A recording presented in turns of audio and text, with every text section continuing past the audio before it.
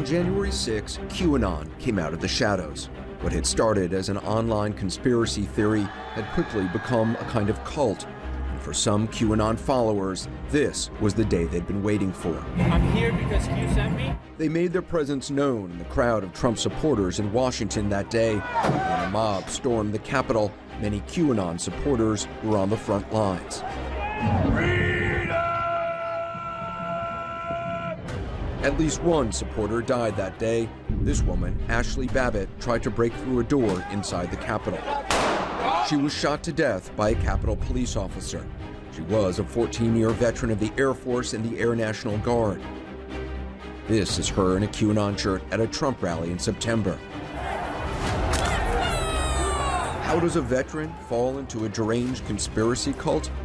To understand what QAnon is, you have to go down a rabbit hole where suspicion and fantasy mix with age-old anti-Semitic conspiracy theories and resentments. We will not cower down to evil! Some Q believers liken it to a scene in The Matrix, when the truth of the world is revealed to those who take the right pill.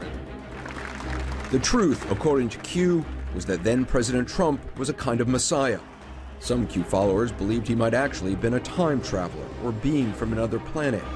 They believed Trump was secretly fighting a holy war against the deep state and a cabal of Democrats and celebrities who were Satan-worshipping pedophiles, molesting children and harvesting their blood. It sounds ludicrous, but not if you believe in QAnon. And once you believe, you start to see the signs everywhere. Maybe it's the calm before the storm. What's the storm? Could be the calm before the storm. What storm, Mr. President? You'll find out. Those vague words about the storm spoken by then-President Trump at the White House on October 5, 2017, are often cited as the beginning of what we now know as QAnon. Could be the calm before the storm.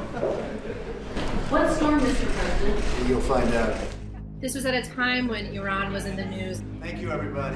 There was a lot of tension around relations between the United States and Iran, so a lot of focus on that. And the president said something that was cryptic and strange about a coming storm and how this moment was the calm before the storm. And the reporters in the room sort of seized on that with Iran in mind and asked sort of, what storm, Mr. President, what are you talking about? And he was very sort of, you'll see, wait and see. Q really took off after this remark that President Trump made. They interpreted that as a coded signal that something called the storm was coming. And the storm, in their minds, was this day of reckoning. And that became one of the foundational bits of lore for Q, which started posting on an image message board a couple weeks later. On October 28th, someone who later called themselves Q Clearance Patriot wrote on an online forum called 4chan, which was known for anonymous or anon posts. Q Clearance Patriot claimed to have a high-level security clearance called Q Clearance, which comes from the Department of Energy. This was not the first anon that had claimed to be a high-ranking government insider on 4chan, but Q Clearance Patriot said, basically, I am a member of the Trump administration. I have this Q clearance, this high-level intelligence clearance, and I am providing you with secret information about what's really happening behind the scenes in Washington. Q claimed Hillary Clinton would soon be arrested and the military and National Guard would be activated to quell mass riots. The posts incorporated other conspiracy theories that had been online for years. Claims that global elites, high-level Democratic leaders, and celebrities were all working to sex traffic children. They, kidnap and traffic and torture and kill children for fun, as part of a satanic ritual, but also in order to harvest a life-extending chemical called adrenochrome from their blood. And that President Trump was recruited by the military in order to bring this cabal down and bring its members to justice. And that he has been secretly working to eliminate the deep state and to find and arrest and punish the members of this global cabal.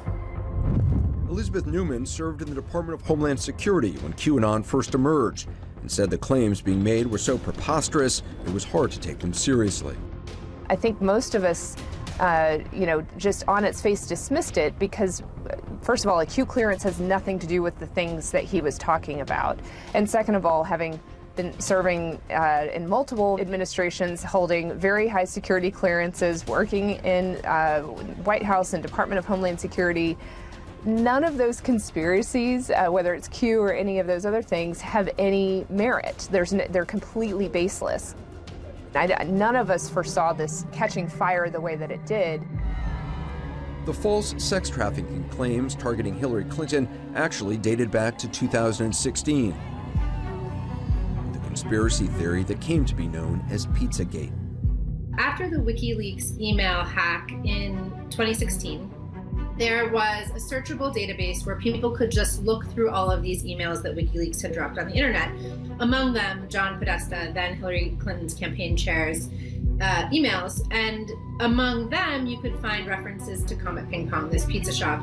They started this rumor that Comet was secretly a front for child abuse, and that, these emails that were sort of like, what sort of pizza should we order? These conspiracy theorists started saying that pizza and cheese and pasta were code words, referring in fact to child sex abuse. Of course, there's no evidence of that. Pizzagate's a conspiracy theory. You don't believe it's a conspiracy theory? No, it's definitely not. Pizza is a code word for child pornography. Cheese pizza, child pornography. I'll let go of anything in this world. Believing those false claims, a man named Edgar Welch showed up at Comet Ping Pong armed with an AR-15. He claimed he'd come to rescue children he believed were locked in the basement as part of a sex trafficking ring.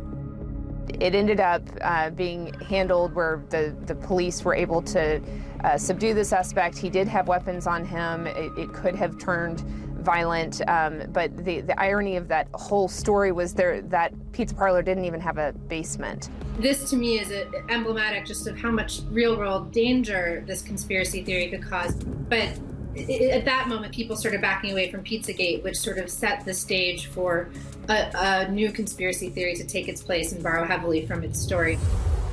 And that's where we get Q. Some of Q's conspiracy claims go much farther back than Pizzagate. They're actually based on age-old racist and anti-Semitic beliefs. The idea of elites harvesting the blood of children was a notion the Nazis pushed. They accused Jews of doing the same thing. There are elements of this narrative that you can find in Crusades era conspiracy theorizing. Even during the Black Death in Europe centuries ago, you had conspiracy theories then that said that the Jews were spiking the water with poisoned frogs and lizards, and you get a same sense of that anti-Semitism very much within Q. And so in some ways this is a very modern conspiracy theory because it is enabled by the social web. In other ways, it goes to some of the most ancient and dark biases and bigotry in human history. Over the months and years, Q continued posting vague clues, often in the form of questions and riddles. They became known as Q drops. Followers would then spend days and weeks trying to decipher the meaning of them, and certain catchphrases became commonly used among believers. Where we go one, we go all. There's sort of a rallying cry that is where we go one, we go all, which is an expression of solidarity. They call each other patriots, almost universally. There's this reference to the calm before the storm, this idea that the storm is this moment when a mass number of arrests will take place. And everything is sort of in this military-esque code. Thank you very much. So, POTUS is always used instead of calling him President Trump. Or Hillary Clinton in the QAnon drops is never Hillary Clinton, she's always HRC. There's the Great Awakening, which refers to this period after the storm when Q believers believe there'll be sort of a society-wide spiritual awakening. There are also things like, enjoy the show would be sort of like watch for fireworks in the coming days. Similarly is trust the plan. Trusting the plan is an important part of QAnon belief because there are sometimes that the predictions don't pan out and the things that Q has said would happen don't. It's not clear if anything Q had predicted has come true. The first post said that Hillary Clinton was about to be arrested. Q also predicted other dates when this non-existent global cabal would be exposed. There were supposed to be mass arrests of deep state actors and martial law, all fantasy. But it didn't seem to matter to Q followers. They either ignored the inconsistencies or explained them away. Q had made reference to D5, and that had been interpreted as a sign that something big was going to happen on December 5th. Some report was going to be unveiled that unmasked the deep state conspiracy, and then that turned out to be the day of George H.W. Bush's funeral. And so QAnon believers convinced themselves that D5 was a reference to the fact that on December 5th, at this funeral, when all these world leaders, including former presidents and people who are allegedly part of this cabal, would be in attendance in the same building, that was going to be when the mass arrests happened. And obviously that didn't happen. There were no mass arrests. And so instead of admitting we were wrong, maybe this D5 thing didn't happen, they sort of reimagined the claim. They said maybe it's December 7th, actually. So therefore the real date is sometime in the future. And that's constantly happening with QAnon. So this has been one of the more mind-melting aspects of reporting on Q for me, that you talk to people who are true believers. We are Q. And you can confront them with reality, evidence of here's what happened. We both saw this with our own eyes. Why do you still believe? And there's just an utter rejection of reality and a total faith in Q with no sort of attention to empiricism or regard for the facts. Jitarth Jadeja says he was a true believer in QAnon until about a year and a half ago. He explains the passion many Q followers still have. This is, to them, they believe this. And this is not like a battle between, Marxists and capitalists, between authoritarians and libertarians, between nations. This is a battle between good and evil for them. The cabal aren't just evil. They don't just want to control you. They don't just want to kill you. They want to take your soul. They want your soul, your family's soul, your daughter's soul, your son's soul, your brother's, your mother's, whatever. They want it for all eternity. Like, the stakes for them could literally not be more existential. Well, imagine if someone believed that. Imagine if you believed that. What would you do? What wouldn't you do? At the center of that belief is Donald Trump. To QAnon, he's a savior. They believe he supports them through hidden signals and signs when he's out in public. The former president seemingly did all he could to keep their beliefs in him alive. I do know they are very much against pedophilia. They fight it very hard.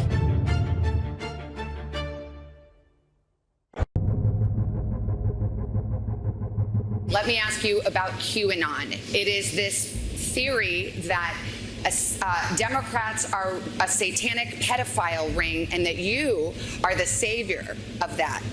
Now, can you just once and for all state that that is completely not true and that disavow QAnon in its entirety? I know nothing about QAnon. I just told you. I know very little. You told me, but what you tell me doesn't necessarily make it fact. I hate to say that. I know nothing about it. I do know they are very much against pedophilia. They fight it very hard. This was President Trump on NBC News this past October.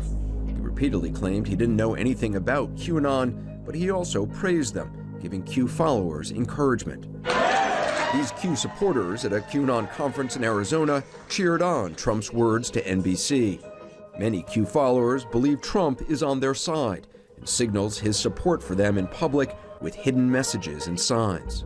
So QAnon believers, they study all of Trump's public appearances with this kind of extreme rigor, looking for these tiny little details, these signs that he supports them, that he's listening to them, that he's sending them coded signals. So for example, every time he says the number 17 or uses it in any way, they take that as a sign that he's talking to them, because Q is the 17th letter of the alphabet. 17. I've heard QAnon believers saying that, Trump makes these signs with his hand when he talks that kind of look like he's doing a Q, or they'll look at, a tie that he's wearing, like a pink tie, and they'll say, you know, oh, pink is hospital code for a child being abducted, so clearly he's sending a signal about this global cabal of pedophiles and sex traffickers. This former QAnon follower says many believers' faith in Trump is limitless. Did you really believe that President Trump was working to attack this global cabal of Satan-worshiping pedophiles? I mean, you believed he was actually deeply involved? Yeah, of course I believed that. I believed that he had been chosen by military intelligence, that he was an avatar, right? There are people out there who believe he's a time traveler. There's people out there who believe he's Jesus, you know? So, yeah, 100%. President Trump clearly knew QAnon followers supported him. He said as much in August of 2020 when asked about them by a reporter. I understand they like me very much, which I appreciate. It's hard for me to envision that nobody at any point briefed him, probably something the FBI director would normally brief a president on. And here's the key, especially since in their movement, he is a messianic figure for them. Their movement is entirely built around this idea that he is the savior. He will fix things. He is going to hold Hillary Clinton accountable and make sure that the children are saved. So I'm looking at this and saying, we need to make sure he's aware so that he's a little careful with his speech so that it doesn't unnecessarily rile them up. How did a conspiracy cult based on lies and bizarre accusations spread so fast? It wouldn't have happened without the help of social media. In earlier times, the main place you would find conspiracy theories would be in letters to the editors of newspapers. You'll see people arguing that the weather is secretly controlled by the government or that aliens have already arrived and are living among us. And now, just because of the mega scale of platforms like Facebook and to a lesser extent Twitter, the degree to which this was able to spread on a global scale, it would not have happened without the social web. The way in which it went mainstream is they turned these concepts into memes and things that were very shareable on sites like Facebook and Twitter that captured people's interest. There's a reason they call it a rabbit hole, right? So the cause, in particular, Save the Children. They took that slogan and co-opted it and made it feel comfortable for a mainstream person to be like, yes, I want to help save the children. They take one click and then they learn some things and they click another and they may do some searches, and all of a sudden they've spent hours and they have gone down this rabbit hole to a place where they've now been exposed to some darker theories that are not as simple as the meme they may have initially found. Experts say the Save the Children hashtag proved to be a powerful recruitment tool for QAnon. Save the Children rallies have been seen all over the country. The fact that you guys are attacking us and making us look like we're crazy when we're just trying to save some children pisses me off. QAnon spread was also made possible because of the cryptic nature of the so-called Q drops.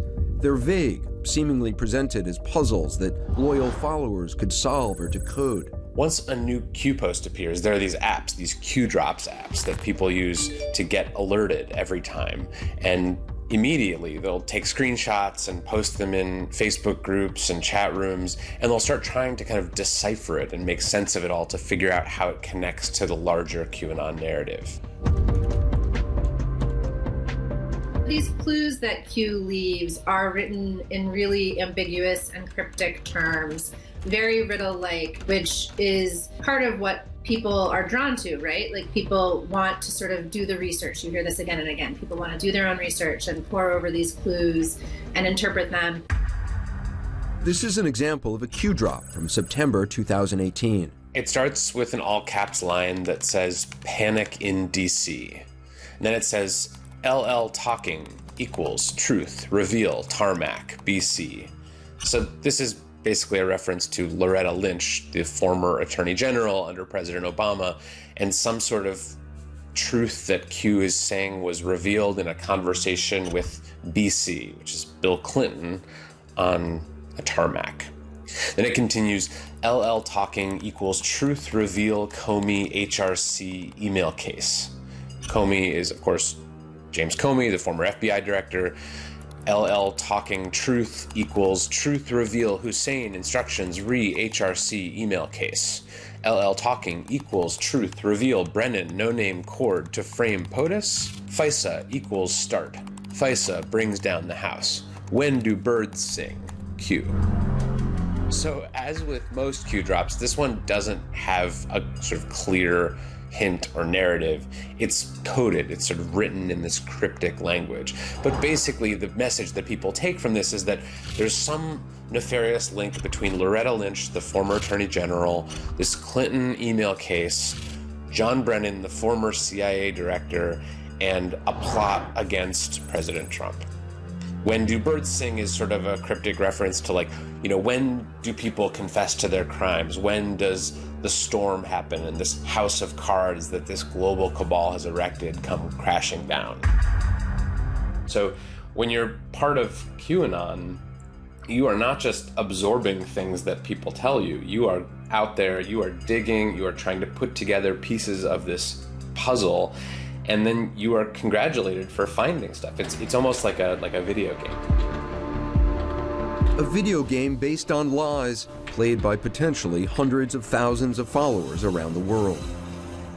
One thing that I learned when I started spending a lot of time in QAnon chat rooms and forums and Facebook groups is that this is really social for them. This is a kind of collaborative, truth-seeking effort, and it's a community. They make friends with other QAnon believers. They congratulate each other on their birthdays, and they wish each other happy holidays, and they talk about how their grandkids are coming to visit next week. And for a lot of believers, this has become their primary social life. And so they get more out of it than just politics. They get affirmation, they get friendships, they get meaningful sort of missions that they feel they can be a part of.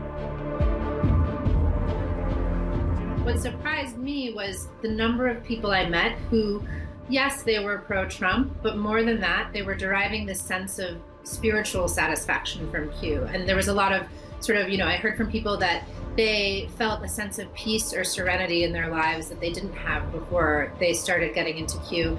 And that's what really led me to understand that this isn't a political movement. It isn't only a conspiracy theory, but really it takes on the contours of a baby religion born on the internet.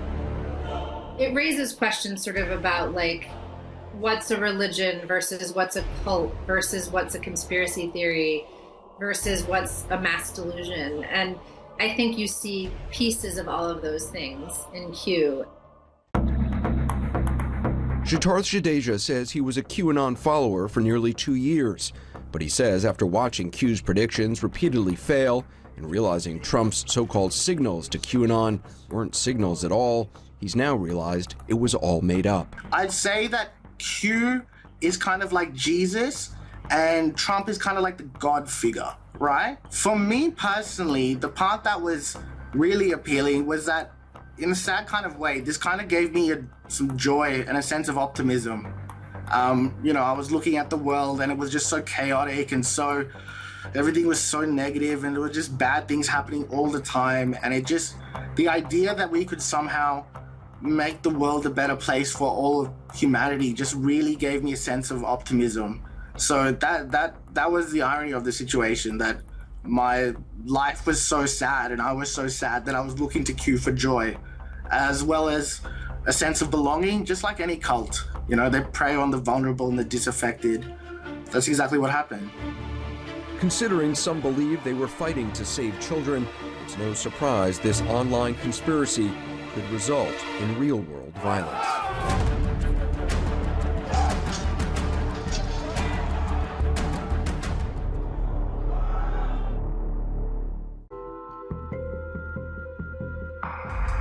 Q is a real thing.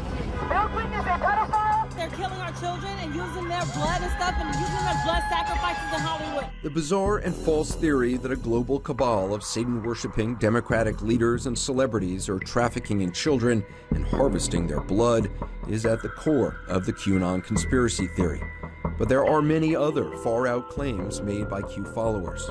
it is branched in many different directions, and now you'll find QAnon believers talking about everything from the Illuminati to aliens in Area 51 to control of the banking system by George Soros and other shadowy, mostly Jewish financiers they believe are in power. I've heard everything from the idea that John F. Kennedy Jr. is still alive and secretly supports Trump to John F. Kennedy Jr. was assassinated by Hillary Clinton. Okay, well, when it comes to Hillary Clinton, all you have to do is look into the emails and the way that she's involved in spirit cooking with Marina Abramovic, who's a known satanic witch. Hillary Clinton is a satanic witch, okay? You may recognize this guy, the so-called QAnon shaman. This is him at a rally in Arizona 2 days after the election. His name is Jacob Chansley. He's been seen at other Trump rallies as well.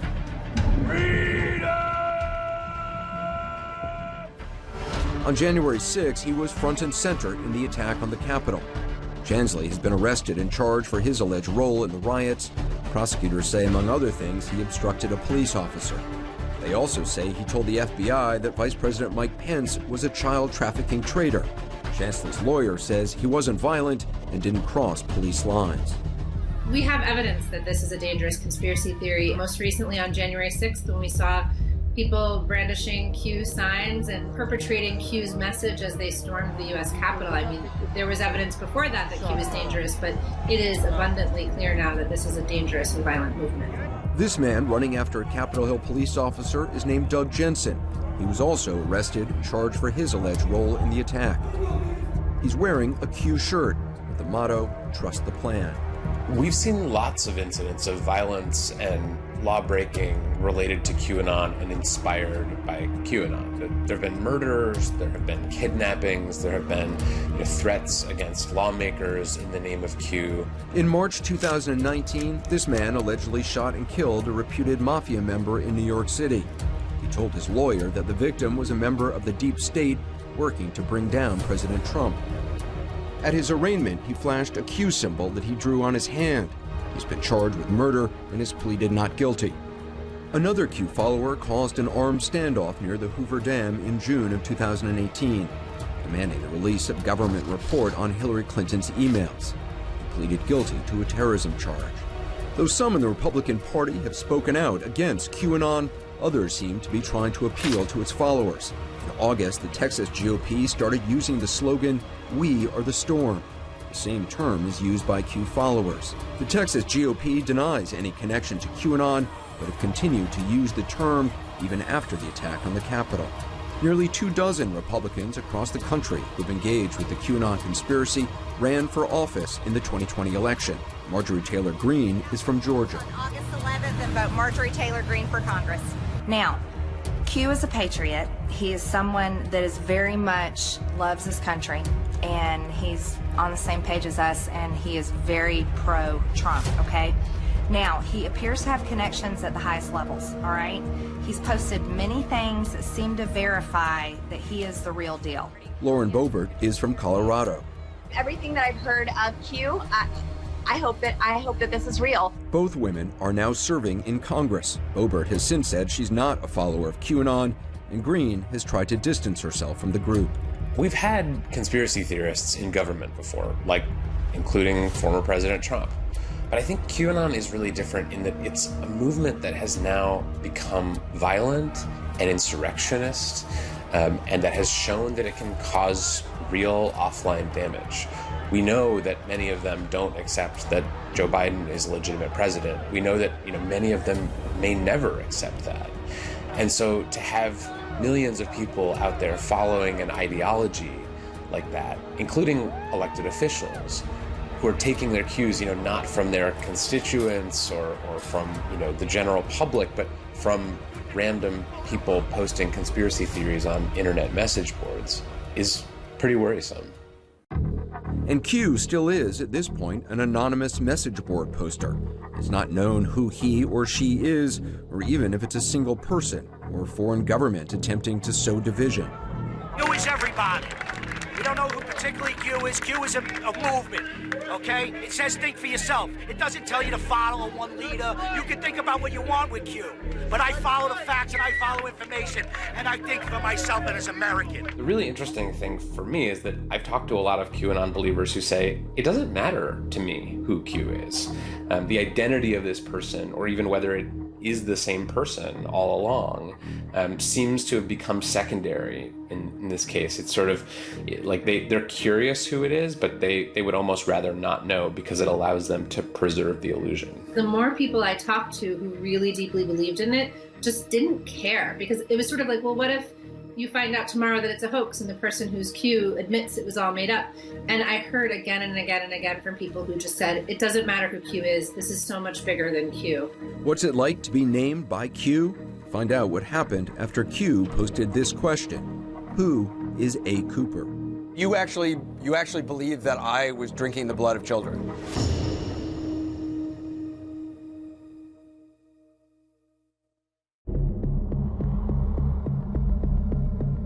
What's going on with Tom Hanks? So you guys just want me to explain everything today, huh? Dude, it's all suspicion. That's suspicion. How do you know that Tom Hanks is any good at this? You're reporting a non-fact. Tom Hanks is just one of dozens of celebrities that Q supporters have accused of being part of the so-called global cabal. Yeah! There's no evidence, of course, no reason at all to believe these sick claims, but that doesn't matter to believers in the cult of QAnon. But you have him on your side. You're calling him a pedophile. Yes! But you don't know that for... How did they get to that position of power? Some of the celebrities who've been attacked by QAnon had been critical of President Trump in some way. Others were simply thought to be Democrats. They will turn these people into enemies, and they will viciously harass people.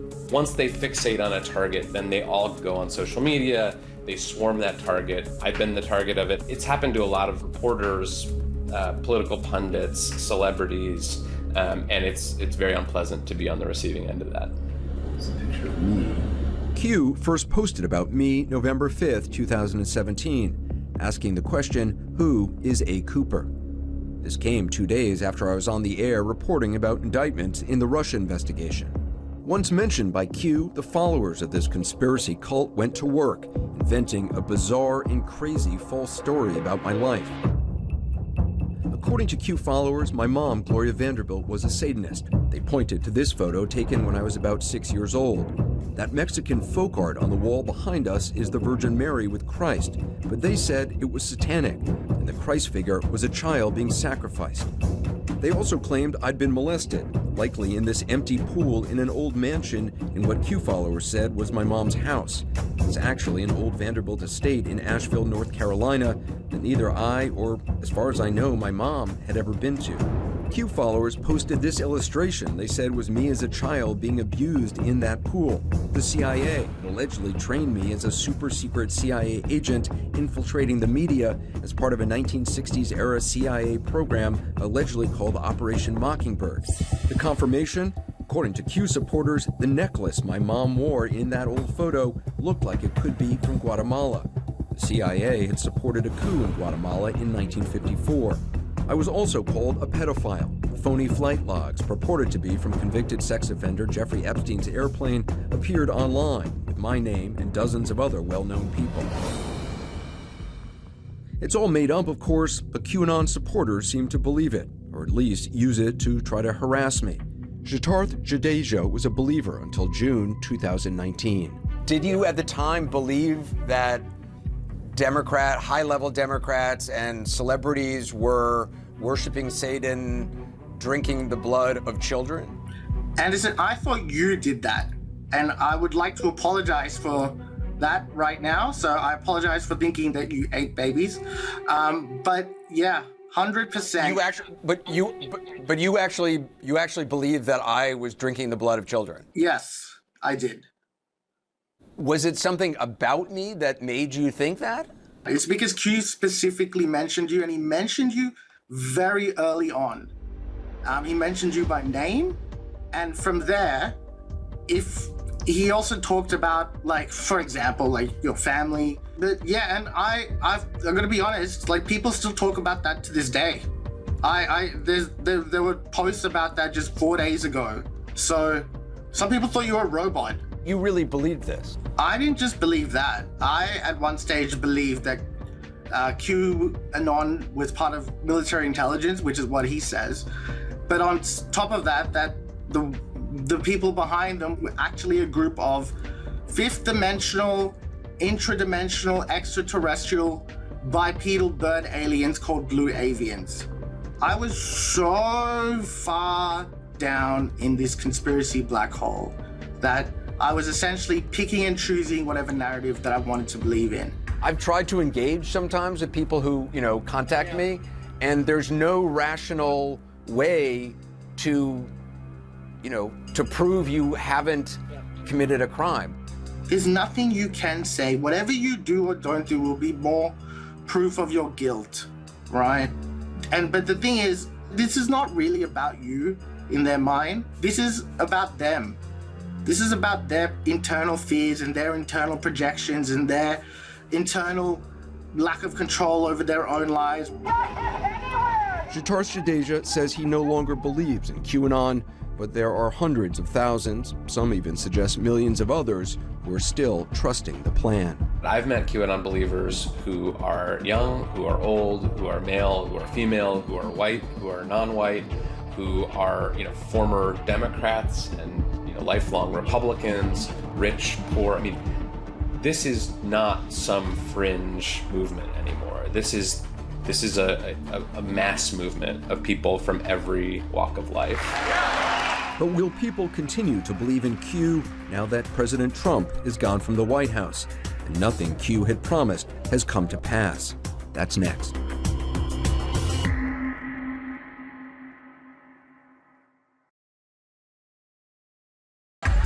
Do you have any regrets about your presidency? When President Trump left the White House on January 20th, many QAnon believers were stunned. Nothing they'd been promised had come to pass. We were promised arrests, exposures, military regime, classified documents. Where is it? One online message read.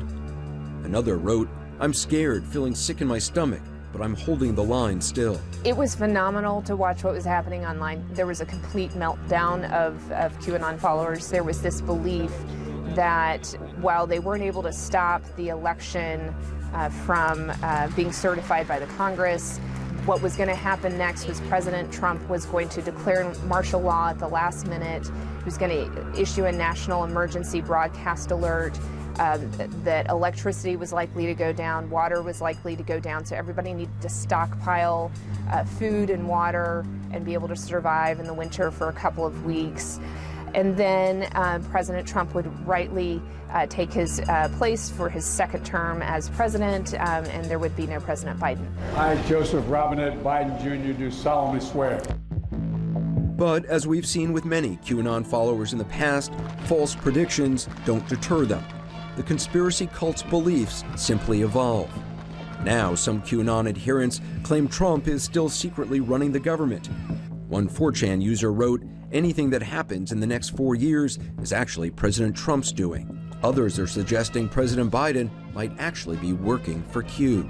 A lot of them will maintain that they've just misinterpreted the signals, that, the real inauguration is going to happen in March instead of January, or that, Joe Biden is actually one of the good guys. Like, did Trump use Biden to help take down the global cabal? They're already looking for all these symbols, like on Joe Biden's first day in office, he signed 17 executive orders. 17 is the magic Q number. And so some of them interpreted that as a sign that he was secretly on their side. There's some people who actually believe Joe Biden is now part of the plan. He's actually working with Q. Yep. And that was the plan all along. Former QAnon believer Siddharth Jadeja says he's seen other followers give up their online postings. And now social media companies have decided to crack down. Twitter says it's banned more than 70,000 accounts for promoting QAnon. Facebook said since August, they've removed more than 18,000 profiles and more than 27,000 Instagram accounts for violating its policies against QAnon. But QAnon is still out there, still a conspiracy cult with die-hard followers looking for a sense of belonging and a way to take action. Some experts believe Q followers may migrate to other fringe extremist groups. Here's the dangerous part. The white supremacist and the anti-government extremist started to realize that this was likely to happen after January 6th. They weren't able to stop Biden from being approved by the Congress, and so there was this disheartening moment for many of Trump supporters as well as QAnon supporters. So you started to see the white supremacists come up with recruitment techniques, and they started posting on their sites to educate other white supremacists on how to approach a disheartened QAnon adherent, how to approach a disheartened Trump supporter. They have to feed their grievance, make sure that they stay angry, make sure that they put blame on the system, on the government, on Trump itself. So they're looking to recruit. The hard part about leaving QAnon, though, is once you've started to see the world in the way that QAnon followers see the world, as a series of lies being told by elites, it becomes very hard for them to trust in sort of mainstream authorities ever again. They sort of have this idea that the knowledge that they're being fed is not real and that they have to go looking for their own sources of truth. There have always been conspiracy theories, but never before have they been able to spread so quickly. Just a few clicks can take you down a rabbit hole of deranged fantasies and dangerous beliefs. What QAnon shows us is that even the most ludicrous and disturbing ideas can find an audience online. And in the real world, the results can be tragic. I will die for my country and my family and my friends. There ain't nothing else. You don't want none of this.